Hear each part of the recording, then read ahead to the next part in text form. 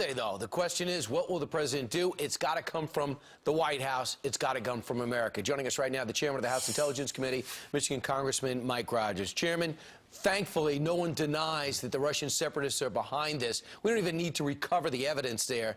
Acting humanely would certainly help. But what do we do now, and how important is it for us to act quickly?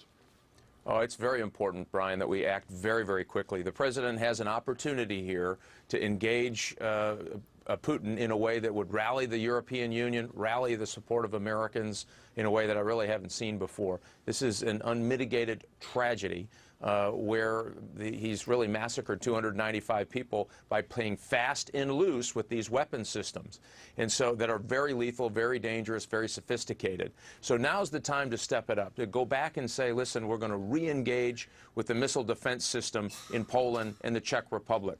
We're going to conduct joint military operations the way we used to do in Germany in Poland, right near the Russian sphere of influence, to show that we are serious about this, that we are not going to allow Putin to go unfettered.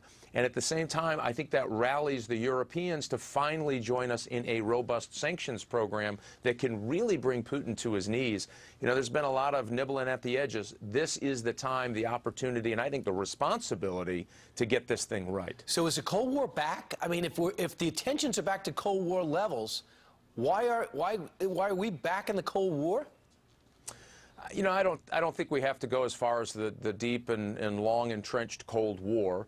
Remember, they were holding satellite nation states that they used as proxies in their buffer zone across the Soviet Union. I don't see that nearly as much. I do think that Putin is trying to push back on NATO in a way that's really unhealthy to countries that don't want to be part of the Russian Federation, and he keeps making these saber-rattling threats that are pretty serious, as we've seen. So I don't think we have to get that far. I do think that you have to ramp up. He will understand certainty and strength. Right now, we don't have either of those. So in times like this of crises, other presidents have reached to chairmen like yourself and important committees like you are, it doesn't matter the party, and said, how do we get together on this? Has the White House reached out to you guys to get your take, besides the briefings you're getting? I have not gotten invited to one of those fundraisers that he's had around the country. And unfortunately, no, there's not a robust engagement the way that we were used to on really sensitive national security issues or way forwards. You get dribs and drabs. You know, we continue to work with the intelligence community, but we have no really robust engagement with the White House and the National Security Council. So I'm seeing Adam Schiff, a Democratic congressman. I'm seeing Senator Menendez talking as tough as a lot of Republicans in Congress. So are you guys uniting to maybe push the White House to do something that you think is suitable in a situation like this?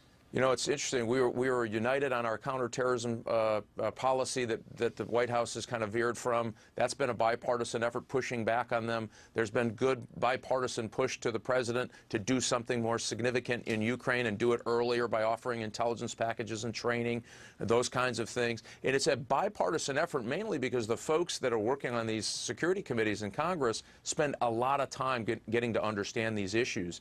And, you know, even the Iranian deal last week, they came to brief the Iranian deal about the extension for 4 months, and everybody there said, why are you giving them more money? You shouldn't do it. The next day they announced they're giving more money. And so there has been a bipartisan push that I've really not seen in Congress in a long time, pushing back on the president's foreign policy, and they have an absolute tin ear. It's amazing because you could actually unite the country in a situation like that and use it for other issues. Instead, they're just doing it on their own.